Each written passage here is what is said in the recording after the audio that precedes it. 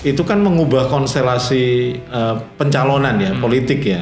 Yang semula kemungkinan hanya 2-3 calon, partai-partai sebenarnya punya kesempatan untuk mencalonkan pasangan calon bahkan tanpa harus berkoalisi gitu ya. PDIP ngambil poin itu gitu ya. Misalnya di Jakarta yang semula nggak bisa mengajukan calon, dia bisa mengajukan pasangan calon di Jakarta. Fenomena koalisi Indonesia Maju. Bahkan Kim Plus gitu ya. Itu melawan PDIP misalnya. Beberapa memang nggak semua tapi beberapa daerah itu menonjol bagaimana pilkada tahun ini itu pertarungan antara koalisi besar pemerintah pemenang pilpres itu dengan kekuatan politik yang notabene kemarin berseberangan di pilpres. Tapi kalau Pak Jokowi kelihatan ketika kita bandingkan ketika aktif jadi presiden sama saat ini sudah mantan presiden itu memang mengalami penurunan pengaruh gitu ya. Tapi masih ada gitu ya. Keyakinan pemerintahan baru ini mampu menyelesaikan atau merealisasikan janji-janjinya itu tinggi juga gitu ya.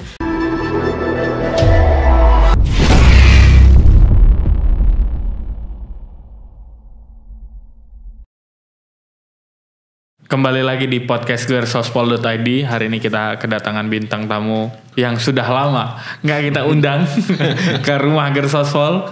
Kata infonya sih sibuk ini musim pilkada. Kalau kemarin sibuk musim pilpres, sekarang lagi sibuk musim pilkada. Apa kabar Mas Yohan? Baik, alhamdulillah. Oke, benar sibuk ya Mas?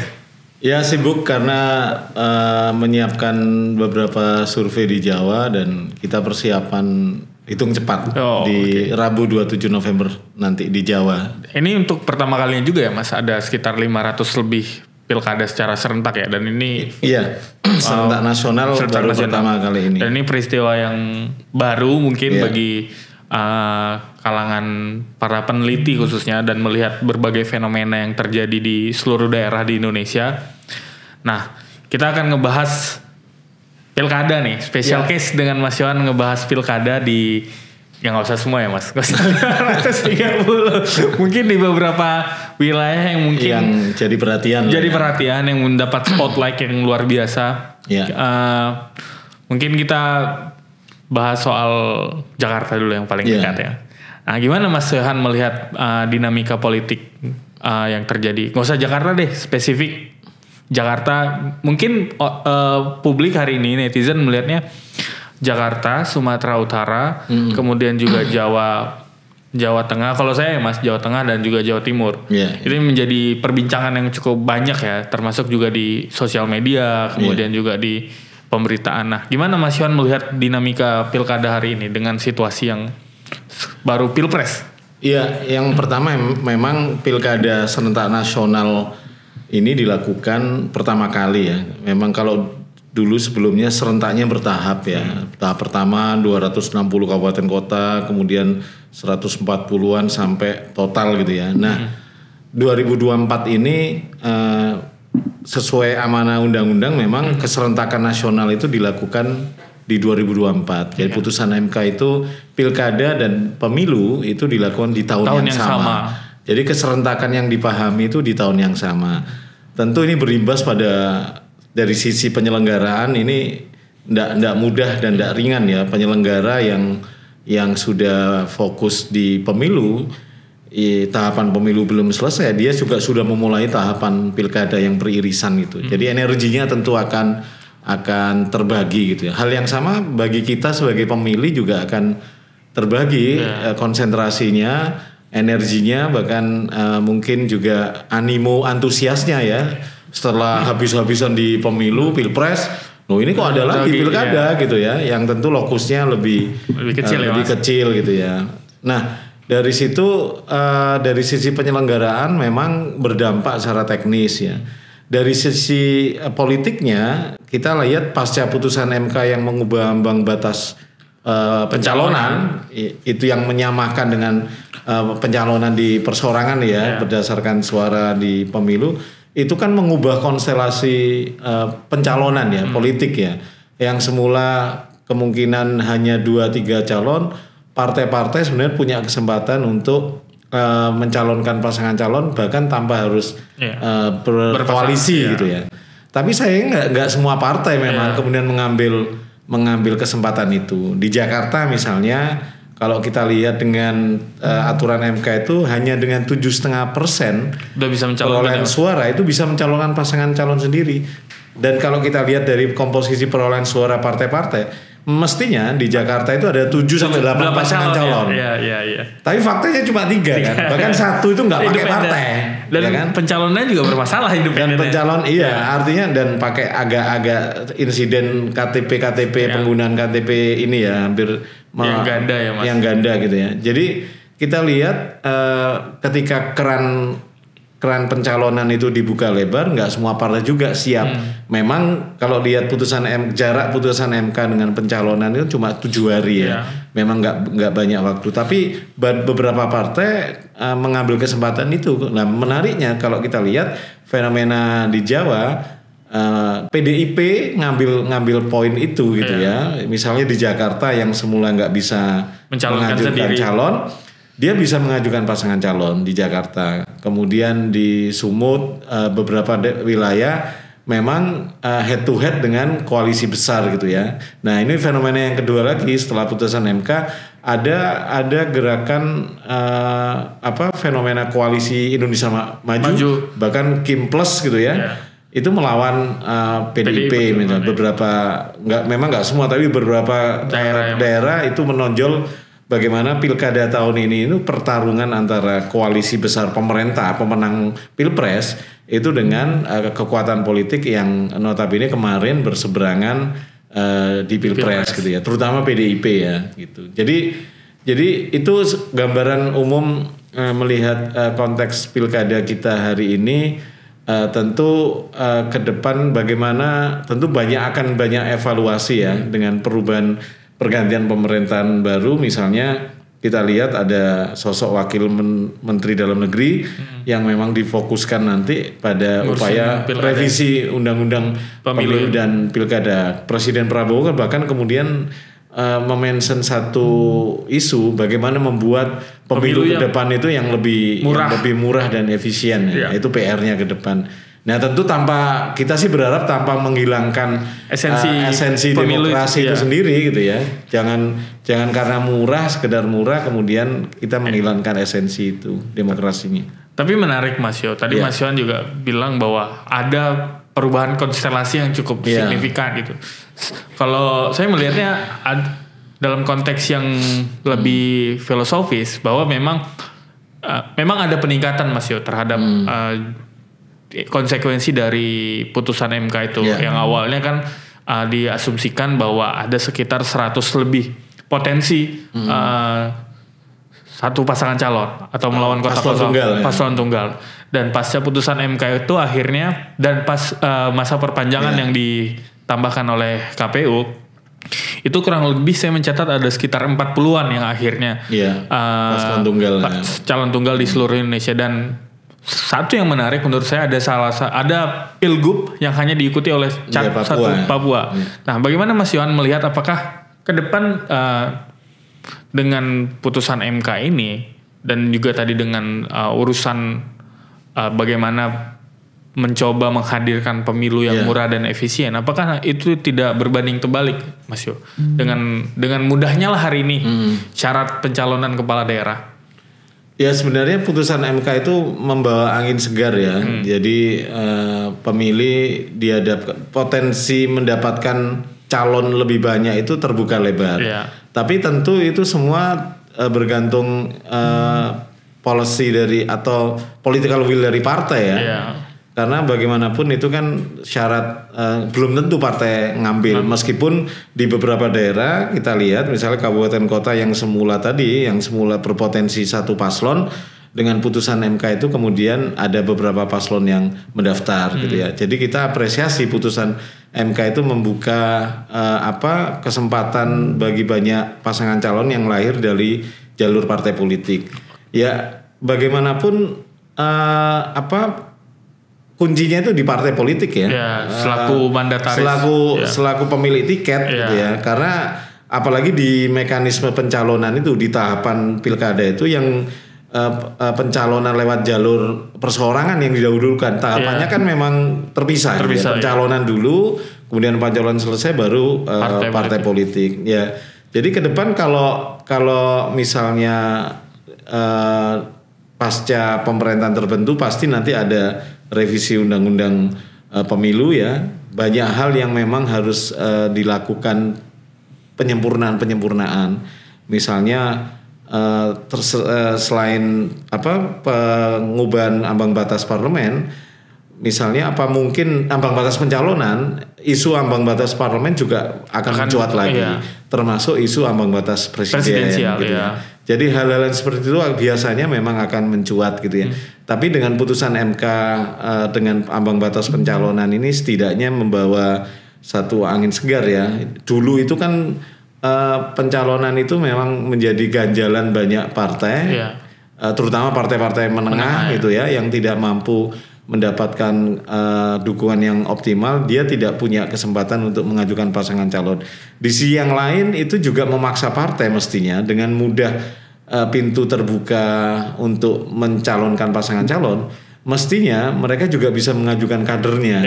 Tapi problemnya selama ini kan nggak banyak partai yang siap dengan kader gitu ya. Mereka cenderung satu mungkin mengikut saja koalisi karena yang sudah terbentuk dan sudah ada pasangan calon yang secara elektabilitas menjanjikan. Ya, akhirnya partai cenderung kemudian pragmatis ya, ikut dalam gerbong yang sudah ada dan melupakan mengabaikan aspek-aspek pelembagaan partainya, salah satunya adalah kaderisasi. Nah mestinya dengan putusan MK yang melonggarkan syarat pencalonan, semakin banyak partai bisa mengajukan pasangan calon. Iya, harapannya gitu. Harapannya gitu. Nah mestinya partai juga harus mengajukan kadernya, karena semakin terbuka. Selama ini kan problemnya karena syarat pencalonan tinggi, nggak mungkin partai itu mengajukan sama-sama mengajukan kadernya kan, pasti akan dia jadi ikut berkoalisi dan pasti akan mengabaikan proses kaderisasi gitu ya, gitu. Oke, balik lagi nih Mas Yo ke spesifik ngomongin soal pilkada ya. Kalau jujur ya Mas, seminggu ini kalau kita ngomongin pilkada kan memang pusat perhatian kita ada pada wilayah-wilayah yang memang dianggap sangat keras. Itu kayak pertarungannya kayak Jawa Tengah dan Jakarta, termasuk juga Jawa Timur dan Sumatera Utara. Kalau kita perhatikan debatnya Mas, itu memang agak keras ya Mas. Karena memang kan di dua wilayah, wilayah-wilayah itu memang calonnya Sumatera Utara head to head. Jakarta ya 3 calon tapi rasa head to head. Jawa Tengah head to head. Mungkin yang memang lumayan itu Jawa Timur ada 3 calon. Ada 3. Nah, kemudian juga ada fenomena yang ya sebenarnya kalau saya pribadi agak apa ya, risih ya Mas Yo. Melihatnya agak risih melihat fenomena endorsement politik dari mantan presiden. Dan ini banyak dikritik oleh masyarakat, netizen dan juga banyak akademisi juga yang mengkritik bahwa selevel presiden ngapain harus sampai menjadi endorser politik dari masing-masing pilkada. Nah, kalau dari Mas Yohan sendiri melihatnya bagaimana sih Mas? Apakah memang sebegitu signifikan pengaruh endorsement politik katakanlah Jokowi dalam pilkada ini? Kalau kita lihat kan misalnya kayak di Jawa Tengah bahkan Presiden Jokowi juga Presiden ke-7 Presiden Jokowi waktu itu ikut berkeliling ke Boyolali, terus kemudian juga ke Blora, Banyumas. Itu kan ikut berkeliling. Kemudian juga beberapa waktu yang lalu di Jakarta. Mas Yohan melihatnya masih ada gak sih efek Jokowi dalam konteks pilkada kita 2024 ini? Kalau dari berbasis survei Kompas misalnya ya, di Jakarta misalnya kita ada beberapa pertanyaan yang kita uji masing-masing tokoh itu. Jadi misalnya gini pertanyaannya. Apakah Anda akan mempertimbangkan dukungan Pak Prabowo Subianto terhadap pasangan calon tertentu untuk ketika Anda akan menentukan pilihan di Pilgub gitu ya. Kemudian apakah Anda pertimbangkan juga dukungan Pak Jokowi dalam ketika Anda akan mempertimbangkan atau memilih pasangan calon tertentu. Jadi angkanya sebenarnya hampir relatif sama ya. Tapi masih di bawah 50%. Pak Prabowo itu 46% responden yang mengatakan ya akan mempertimbangkan dukungan Pak Prabowo. Sementara Pak Jokowi itu 45%. Nah kalau kita bandingkan dengan pertanyaan-pertanyaan yang sama ketika Presiden Jokowi masih aktif jadi presiden, itu angkanya lebih dari itu gitu ya. Artinya memang ada penurunan pengaruh gitu ya. Orang kemudian mengikuti atau mempertimbangkan pilihan Pak Jokowi itu memang masih ada, tapi tidak sekuat ketika beliau masih aktif jadi presiden ya. Terutama di Jakarta. Memang kalau kita bandingkan di Jawa Tengah angkanya relatif lebih tinggi dibandingkan Jakarta, tapi sama-sama kalau kita bandingkan dengan ketika beliau menjabat presiden memang ini relatif turun. Nah kenapa kok masyarakat atau pasangan calon masih membutuhkan endorsement itu ya? Sebenarnya ini bukan hal baru lah ya. Endorsement ini bagian dari untuk strategi mendongkrak popularitas, mendongkrak elektoral. Dulu di pemilu 2009 meskipun bukan tokoh yang dipakai ya, misalnya tokoh agama kan muncul juga ya. Ketika bahkan di 2019 juga muncul tokoh agama mendukung capres tertentu. Tapi kan kalau kita lihat secara genuine, pemilih kita itu sebenarnya otonom ya. Pemilih yang jadi kalau ditanya apakah siapa yang paling mempengaruhi Anda dalam menentukan pilihan, itu tidak ada dan mengatakan diri saya sendiri tanpa dipengaruhi itu lebih tinggi daripada ada faktor luar gitu ya. Nomor 2 itu keluarga memang. Jadi yang pertama itu lebih tinggi. Yang pertama itu mengatakan banyak responden mengaku tidak ada yang bisa mempengaruhi saya, hanya saya sendirilah. Pertimbangan saya pribadi yang menentukan. Yang kedua memang keluarga. Jadi maksudnya keluarga itu pasangan, suami, istri, keluarga inti lah. Yang sedikit banyak itu juga menjadi pertimbangan. Tapi yang paling banyak itu pengakuan responden itu memang diri sendiri ya, otonom. Jadi pemilih kita itu relatif otonom. Tapi memang tidak bisa steril ya. Pasti ketika menentukan pilihan itu kan ada asupan-asupan informasi. Asupan-asupan pengaruh dari luar terhadap dirinya yang kemudian dijadikan bahan pertimbangan pemilih untuk menentukan pilihan. Tapi faktual memang masyarakat kita kan masyarakat yang masih paternalistik ya. Jadi kadang ada sisi yang mereka butuh asupan pengaruh gitu ya untuk menentukan mana pasangan calon yang akan mereka pilih gitu. Artinya sebenarnya udah punya pilihan. Sebenarnya udah pilihan, menegaskan saja. Butuh penguatan aja ya. Butuh penguatan aja. Karena kalau kita lihat pengaruh Jokowi efek sama Prabowo efek itu tidak sebesar Pak Prabowo memang nggak bisa dibandingin ya, baru menjabat sebagai presiden ya. Tapi kalau Pak Jokowi kelihatan ketika kita bandingkan ketika aktif jadi presiden sama saat ini sudah mantan presiden itu memang mengalami penurunan pengaruh gitu ya. Tapi masih ada gitu ya. Angkanya saja yang memang menurun ya, terutama di Jakarta. Tapi balik lagi Mas ngomongin. Oh sorry, mungkin bisa minum dulu. Oh siap. Diskusi kopi, jangan lupa. Nah sambil ngobrol Mas. Iya. Jadi sebenarnya Mas Yohan melihat apakah memang dalam konteks pilkada khususnya, artinya ini kan memang ya kalau kita bicara soal demokrasi, kalau kita bicara soal pemilu, artinya ini kan pilkada ini yang paling dekat sebenarnya dengan masyarakat selain pilkades ya. Yang paling dekat. Apakah memang Mas Yohan melihat faktor endorsement dari tokoh, baik itu tokoh politik maupun tokoh agama, itu jauh lebih penting daripada mesin struktur partai? Dalam temuan survei gimana Mas Yohan?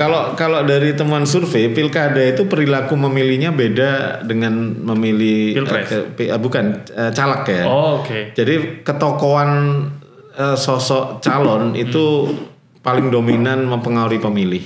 Artinya background partai politik ada, cuma tidak sekuat calon ya. Jadi ketika ditanya apa sih yang paling mempengaruhi pilihan Anda ketika mau milih calon di pilkada, itu sosok, baik itu terutama sosok calon kepala daerah ya, dibandingkan calon wakil kepala daerah. Misalnya kalau pilkada Jakarta, sosok calon gubernur yang paling dominan mereka lihat ya, dibandingkan calon wakil gubernur. Nah partai itu, infrastruktur partai, mesin partai tidak begitu dominan mempengaruhi pemilih. Kelihatan ada terjadi split voting gitu ya, antara kalau kita bagi masing-masing di dalam pemilih partai itu terjadi keterbelahan ada yang memang mengikuti pilihan politik partai mengusung calon tertentu, ada yang tidak memilih calon yang diusung partai pilihannya gitu ya. Kalau dalam konteks Jakarta yang menarik itu ini kan kita bandingkan antara PDIP dan PKS misalnya ya. PDIP kan mengusung Mas Pram sama Rano. Sementara PKS mengusung RK Suswono gitu ya. Ini kelihatan justru loyalitas pilihannya ya sama-sama semua partai pasti terjadi keterbelahan pilihan, split voting gitu ya. Tapi PDIP relatif lebih tinggi loyalitasnya pemilihnya. Rata-rata di atas 60% itu masih memilih Mas Pram, pemilih PDIP. Sementara kalau kita lihat pemilih PKS 40% sekian memang milih RK. Tapi 38 sekian itu milih Mas Pram. Jadi split votingnya justru lebih banyak terjadi di pemilih PKS. Nah ini menarik ketika kita lihat kenapa PKS yang selama ini itu loyalitasnya ini di atas 65%. Kenapa di Jakarta ini cenderung keterbelahannya cenderung kelihatan gitu ya. Kalau PDIP kan jelas 60-40 masih banyak yang selisih jaraknya masih banyak yang memilih Mas Pram.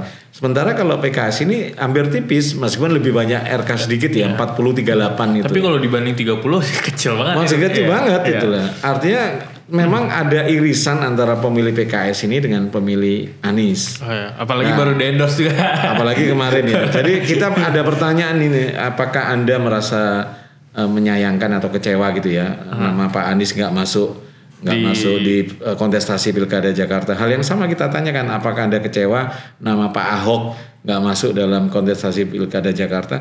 Kenapa pertanyaan ini kita sampaikan? Karena di survei sebelumnya kita di Jakarta sebelum masa penetapan calon, sebelum masa pendaftaran, itu dua nama itu yang tertinggi, Anies, Ahok, kemudian Pak RK jauh di bawah Pak Ahok gitu loh. Jadi ini semakin menggambarkan partai itu tidak menjaring aspirasi kan sebenarnya. Aspirasi pemilih Jakarta itu Anies dan Ahok. Ini malah dua-duanya nggak dapet gitu. Justru Pak RK.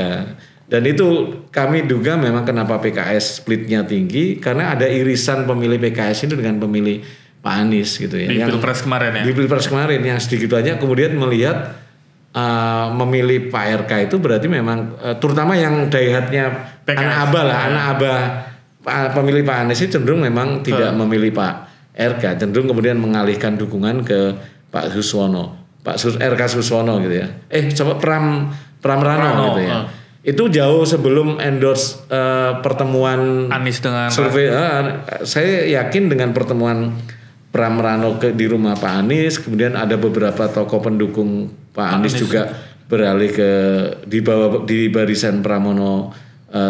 Pram Rano, saya melihat sih ini semakin menarik di survei Kompas terakhir kan memang sudah ada selisih antara Pram Rano dengan RK Suswono ya, meskipun selisihnya masih di bawah 10% ya Mas. Tipis ya, itu sedikit banyak trennya Mas Pram Rano itu relatif naik gitu ya, meskipun naiknya lambat, sementara RK Suswono cenderung stagnan turun dikit gitu ya. Jadi ini fenomena menarik, tapi yang kemudian kita bisa simpulkan dengan kemudian mempertimbangkan hasil lembaga survei yang lain, peluang pilkada 2 putaran itu semakin terbuka di Jakarta. Gitu. Itu yang sebenarnya akan jadi agenda besar kalau memang kondisinya ini tidak ada perubahan signifikan ya, tidak ada kejadian apa-apa sampai 27 November nanti, ya sebenarnya peluang 2 putaran semakin terbuka di Jakarta. Justru malah bukan semakin tertutup Mas. Kalau lihat trennya ya, kan sama-sama masih paling nggak survei Kompas ya, masih di bawah 40, bahkan lembaga survei lain juga belum ada yang 50 ya. Ada satu lembaga yang 51 ya, yang kemarin kemudian juga jadi diperiksa polemik itu.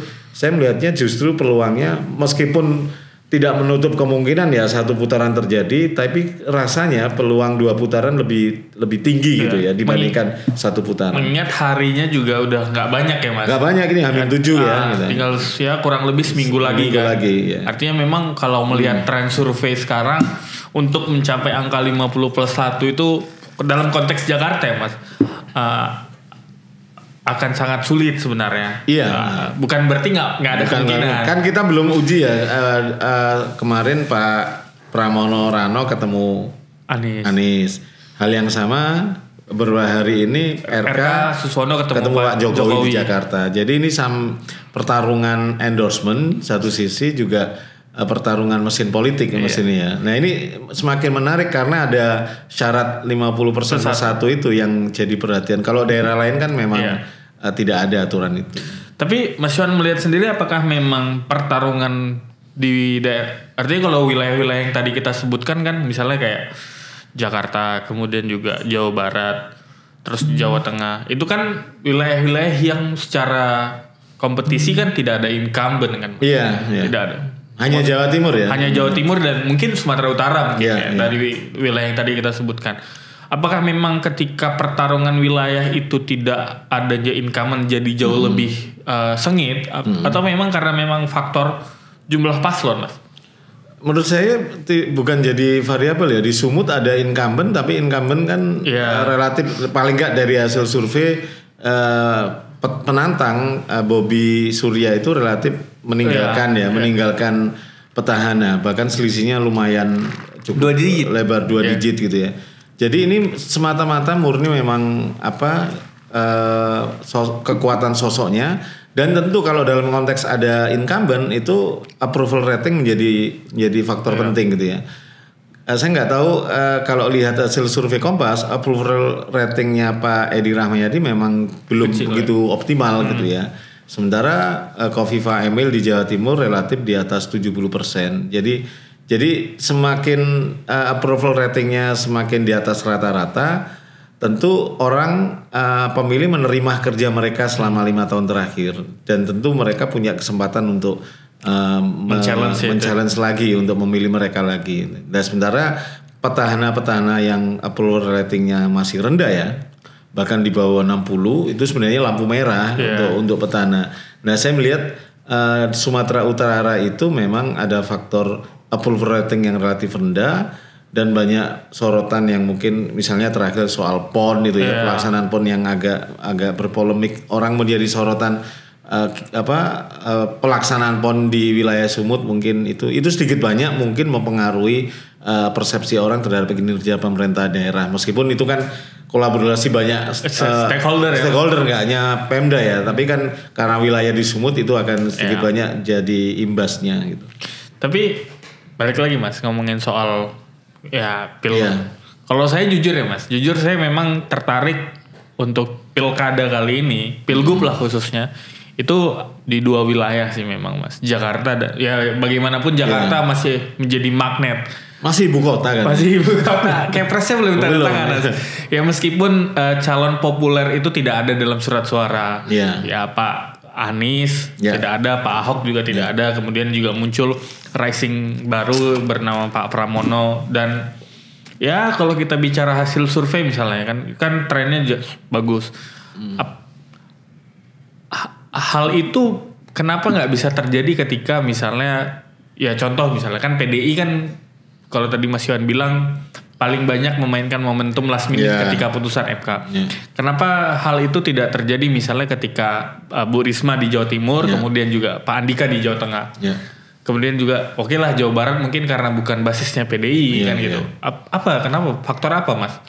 Kenapa Pak Pram bisa kenapa yang lain tek gitu? Ya pertama tadi variabel petahana dengan approval rating yang tinggi itu ada di Jawa Timur.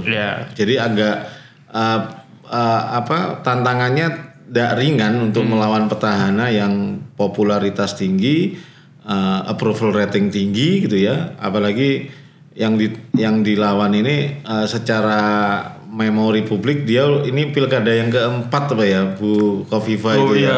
Jadi sudah tertanam di memori masyarakat mungkin Jawa Timur. Tingkat popularitasnya udah 90% mentok ya Mas. Dan kinerja selama ini dipersepsikan positif gitu ya, perlu rating tinggi. Tentu nggak mudah bagi penantang untuk melakukan perlawanan ya. Hal yang sama itu faktor yang pertama. Yang faktor kedua durasi waktu kampanye itu kan terlalu pendek ya. Ketika Bu Risma Gus Han di launching seminggu sebelum menjelang pendaftaran itu kan tidak banyak mendongkrak popularitas itu kan perlu waktu gitu ya. Bu Risma sejauh ini memang meskipun mantan Menteri Sosial relatif lebih kuat di wilayah Arek gitu ya. Jadi kalau di survei kita wilayah Arek, Surabaya, Malang, Mojokerto gitu ya. Sementara wilayah-wilayah yang lain Madura, Pandalungan, Mataraman itu Bu Kofifa petahana relatif kuat gitu ya. Sementara satu pasangan calon ini memang terlalu jauh selisihnya dengan Bu Kofifa Emil dan Risma Gushan gitu. Jadi faktor petahana itu memang nggak mudah untuk dilawan, apalagi petahana yang approval ratingnya relatif tinggi. Ya. Kemudian bagaimana dengan Jateng? Jateng nggak ada petahana, nggak ada petahana dan otomatis semua kandidat punya level yang sama meskipun kerja canvassing sudah jauh lebih dulu dilakukan Pak Lutfi ya. Sebenarnya Pak Andika baru launching relatif nggak jauh beda dengan Bu Risma, itu kan mampu menandingi, relatif mampu menandingi. Kalau survei Litbang selisihnya kecil ya Mas? Kecil di bawah sampling error kita, jadi mampu menandingi Pak Lutfi yang notabene mantan Kapolda, sudah kerja canvassing hampir setahun 2 tahun gitu ya. Wakilnya mantan wakil gubernur ya. Ketua DPD terpilih. Jadi sedikit banyak itu nggak mudah, tapi ketika tidak ada petahana dan sekali lagi Jawa Tengah jadi basis PDIP itu relatif mudah lah menyusul gitu ya secara elektoral, dan itu terbaca di survei Kompas Pak Andika yang dulu di survei sebelum pencalonan itu kita pernah survei juga, Pak Andika itu kecil, jauh di atas itu justru Kaesang gitu, nama-nama yang kan top of mind ya. Kita karena belum ada calon kita terserah gitu. Pak Lutfi juga ada tapi masih kecil. Jadi kelihatan memang variabel yang membedakan antara Jatim Jateng misalnya ya. Karena memang tidak ada soal variabel petahana. Jatim ada dan approval rating tinggi, sementara Jateng tidak ada.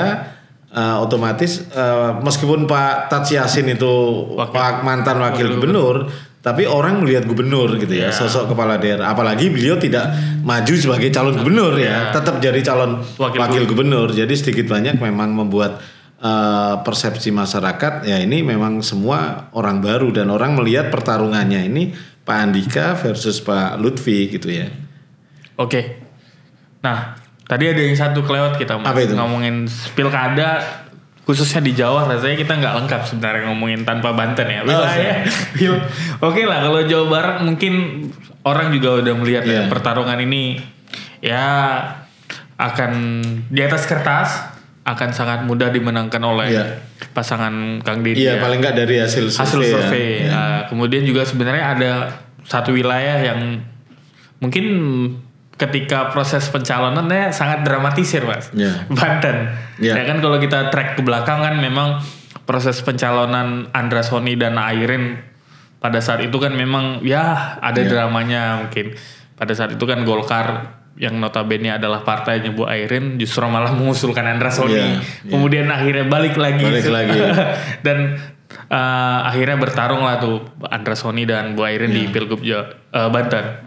Nah, kalau untuk Banten sendiri, Mas Yan gimana melihatnya? Apakah memang relatively tidak terlalu signifikan? Karena kan ini juga tidak ada incumbent kan, Mas? Iya. Kenapa Mas Yan Mas Yan melihat kenapa tidak sekeras misalnya pertarungan di Jawa Tengah ataupun di Jawa Barat, di Jakarta? Ya sebenarnya keras juga ya. Tapi karena hasil survei itu memang kelihatan banget memang popularitas Bu Airin itu jauh melampaui Pak Andra Soni. Padahal pasangan wakil gubernur Pak Andra ini kan mantan kepala daerah juga ya, Pak Dimyati. Tapi memang tidak begitu mengangkat gitu. Jadi kelihatan memang Banten ini masih dikuasai keluarga politik dari Bu Atut, Bu Airin yang adik ipar dan banyak keluarga ini yang memang lagi mencalonkan diri juga ya, termasuk di Serang. Jadi ini kelihatan dominasi faktor keluarga itu memang masih kelihatan kuatnya. Sementara Pak Andra Soni ini kalau kita lihat paling nggak di survei Kompas itu ada satu variabel yang putra daerah itu menjadi pertimbangan. Kekuatannya. Sebenarnya Pak Andre itu kan bukan orang asli Banten ya. Dia Sumatera gitu ya. Itu yang sedikit banyak kemudian mempengaruhi popularitasnya. Dan kalau hasil survei memang kelihatan selisihnya jauh sekali gitu ya. Jadi tingkat kompetisinya tidak begitu kompetitif kalau kita bandingkan Jawa Tengah, apalagi Jakarta gitu ya. Jadi kelihatan memang faktor tidak ada petahana juga popularitas calon yang tidak seimbang itu sedikit banyak menguntungkan Bu Airin untuk kemudian berlaga di Pilkada Banten. Apalagi setelah Golkar kemudian kembali mengusung kadernya ya yang semula tidak mengusung. Tapi menariknya mestinya Bu Airin berterima kasih ke PDIP ya. Setelah dimarahi Bu Mega Airin. artinya ya ini kembali pada diskusi kita di awal tadi, putusan MK itu membuka keberkahan juga bagi pasangan-pasangan calon atau sosok-sosok yang kesempatan untuk berlaga itu semakin sempit, dengan putusan MK semakin terbuka. Salah satunya ya Bu Airin karena PDIP mampu mendorong pasangan calon sendiri gitu. Oke, terakhir Mas Yo. Ini kan Mas Yo udah memaparkan beberapa hasil survei. Ya kita tahu kan ini ya hampir 1 bulan lah. Presiden Prabowo bekerja. Setelah dilantik tanggal 20 Oktober dan ini menjelang 1 bulan Pak Prabowo. Mas Yohan melihatnya bagaimana persepsi publik melihat 1 bulan menjelang pemerintahan Pak Prabowo ini berdasarkan hasil survei? Di survei kita di survei September ya itu ekspektasi tinggi tentu ya. Jadi ini umum, memang gejala umum ketika pemerintahan baru itu ekspektasinya tinggi. Jadi harapannya itu tinggi dan kepercayaannya juga tinggi gitu ya. Itu yang disematkan di survei kita terhadap pemerintahan Prabowo Gibran yang baru terbentuk gitu ya. Salah satu isu yang diharapkan untuk diselesaikan pemerintahan ini adalah justru isu ekonomi. Lapangan pekerjaan, kemudahan berbisnis gitu ya. Harga bahan pokok, akses terhadap kesempatan pendidikan yang relatif lebih isu-isu ekonomi dan kesejahteraan sosial. Bahkan Pak Prabowo juga di pernyataan terakhirnya ketika sebelum berangkat itu, saya akan fokus di urusan ekonomi. Ya. Jadi ini sebenarnya kompatibel antara ekspektasi publik dan pernyataan presiden. Tapi memang ujian pertama itu di 3 bulan pertama ya. 100 Jadi, hari ya Mas? 100 hari lah. Jadi dulu ketika kita kan mengadakan survei juga awal era Pak SBY, awal era Pak Jokowi itu di awal-awal terbentuknya pemerintahan baru itu ekspektasi tinggi dan keyakinan pemerintahan baru ini mampu menyelesaikan atau merealisasikan janji-janjinya itu tinggi juga gitu ya. Jadi ibarat pemerintahan baru, harapan baru, tentu ekspektasinya juga tinggi. Tapi memang pada saat perjalanannya itulah yang dibuktikan terjadi naik turun ekspektasi publik ya. Oh ternyata kok begini atau oh iya benar. Jadi memang 3 bulan pertama itu akan jadi ujian pemerintahan ke depan itu. Oke.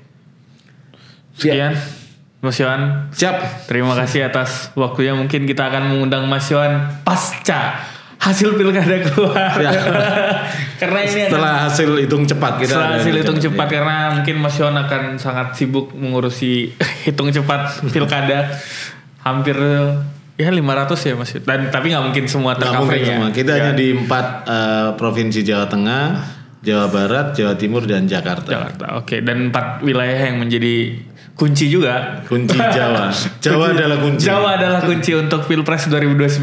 Ya. Nantikan episode berikutnya kita akan bahas Jawa adalah kunci pasca Pilkada 2024. Sampai bertemu di episode berikutnya.